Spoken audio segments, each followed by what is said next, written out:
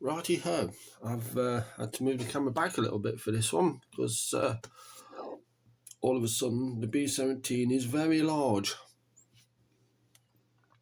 So what I've done, I've got the wings on now. Yeah, excuse the mess. How I did it. This wing slotted in, nice and firm, very positive fit. Was right angle, everything glued on fine. This one, there's quite a bit of play. So what I did, I put a bottle top there and a weight there, a tin of paint, which kind of pins that wing down. Glued this one in, and then because when I took that away, it kind of flopped pretty much to the floor. So I put it up, put that tin of paint under it, moved it along until I was happy with the angle of the wings. Then left it to set. It's been like this 24 hours. So I've got some gappage on the wings, but I've hatched a plan to deal with that, which should involve an absolute minimum of rubbing down, sanding, anything like that, just to try and preserve the raised detail we have there. So that's that on the record. On with the show. I'm actually about to put the tail on as well, and then it's just nose cone on, the engine cowlings have all been sprayed right. That one's got damaged while I was just messing about a little bit more with the scrubbing. I'm almost tempted to leave that because it's genuine chipping, but every other one is nice and clean, so I don't know. It would maybe look a little bit odd. So on that note, I'm waving this around because this old faithful camera stand that I made myself from spare parts is probably about to be retired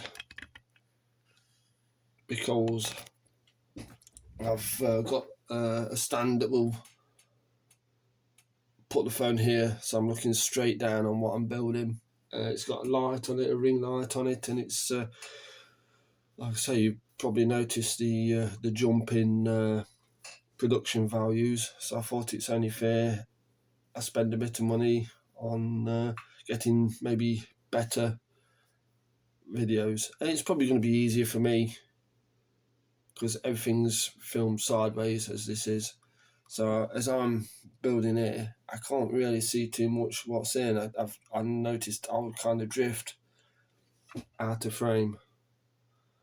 So on that note, I'll get the tail on and carry on with this build.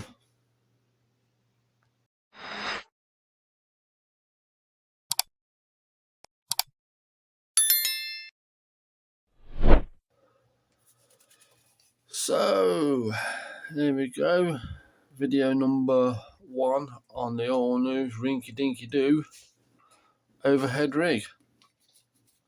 So we're back with the B17, wings on and solid.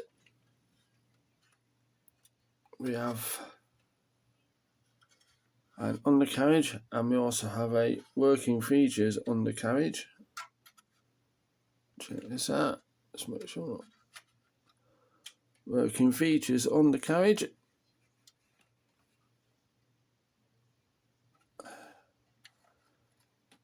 Lots and lots of working features with me. You know, we love that on this channel.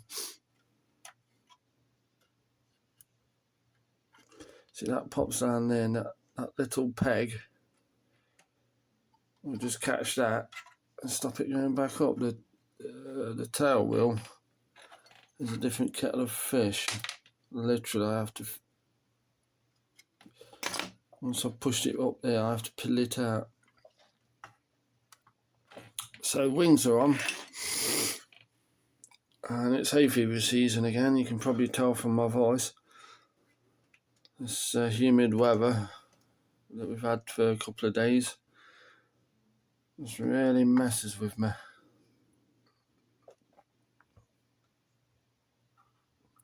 There we go. I can't remember which video it was. It was one of the early ones where I explained how I'd cut the flange off, so it's not actually trapped and stuck once so I can take it out, put it back in, and makes life a lot easier when it comes to painting. One thing I did forget to mention was that I did sort out these cheek guns in the nose. Put a little bit of plastic down there to make a sort of, there's 2 windows and then a socket for the gun at the bottom on that both sides. Because obviously I've got a lot of nice photo reference now from when I went to Duxford and got pretty much up close and personal to a couple of real B17s. One of them was a Sally B that's actually still flying today, so that's all nice.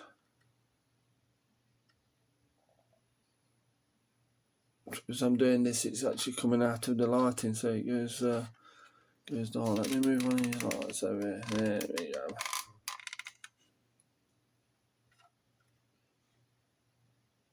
And the window behind, I just put blobs of Clearfix in there to make a window. You can see the difference.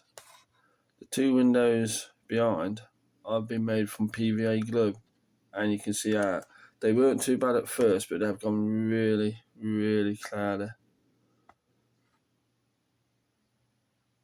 So once this aircraft's finished, I'm going to pop those out and replace them.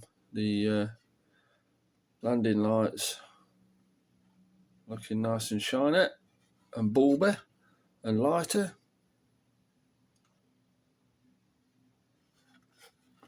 So yeah, on with this now. With the there we go. Excuse me. I love this country. I love its seasons, and I love its weather, and I love everything. I never used to suffer with this stuff. Hey ho. Anyway, enough of my problems. So, tailplanes. So that, one thing to note is, if you can see there, that they actually are handed. That one at the back's got a wider tab than this one, which is fine, except for the you put them in, they're not the tightest fit, which you can probably see.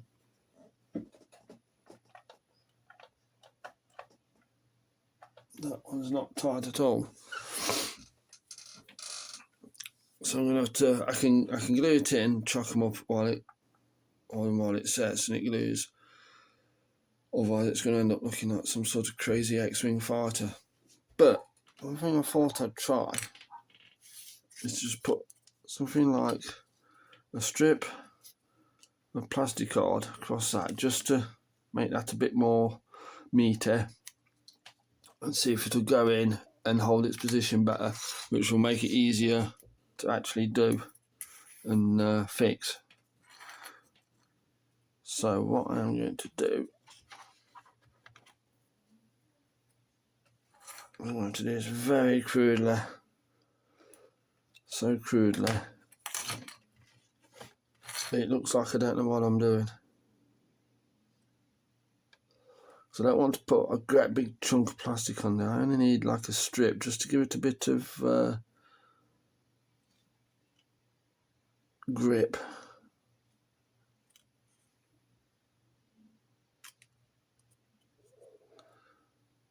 I'll touch wood. That should do a job. But I don't look perfect fit. And if this doesn't work out and it turns out it's actually too big, I can just sand it down till it does go in. So it's worth doing because it's not going to create any problems if it does go wrong.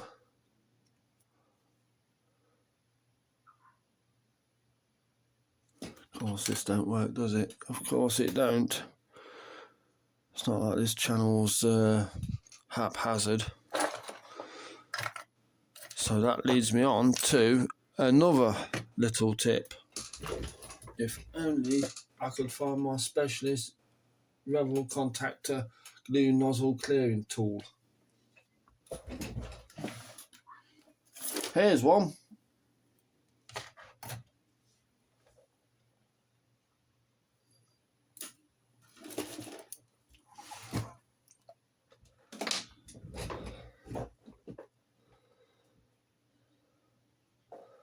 It's a piece of wire.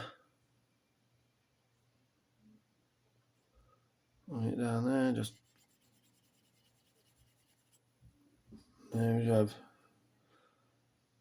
Where are you? There you go. Move on.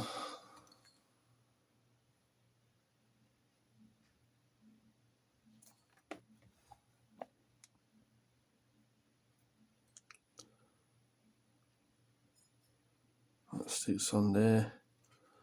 I did want it to maybe be a little bit shorter than that because, as I say, it doesn't need to have, if it's too wide it won't actually go in. If it's a little bit short I've got a chance of jiggling it in. As the actress said to the Archbishop. Once that goes there. So, should I give this a bit of time to go off? Yeah, maybe I should.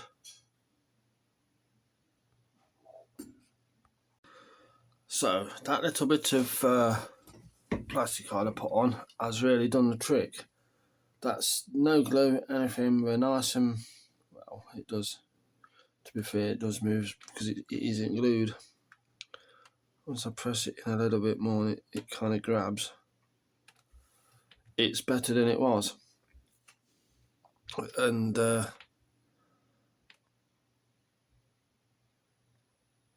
just to, what the hell's going off with this camera? Oh, it's doing stupid shit with the brightness. Where's the fucking volume gone?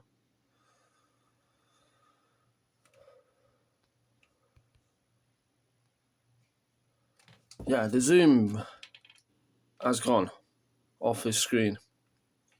Cannot see it. Every time I touch the screen to try and zoom it, I just get a little thing for brightness. Fantastic. What does that button do? I have no idea.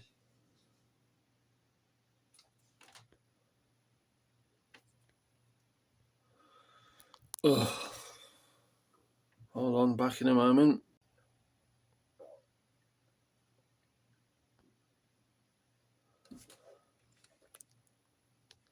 Right. God knows what's going off his camera. Apparently, I was videoing in the exact same way I always video. When I try and zoom in and out, I've got a thing on the screen, can't zoom in this mode. What mode? It's video. It's video the same as the video I always use. There is just one video anyway. Let's take a deep breath. Stupid phone. And a drink, and everything's good.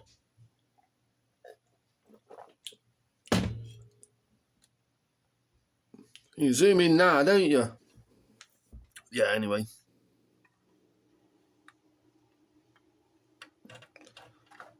So that's all. So that top little piece of card just to stiffen it up.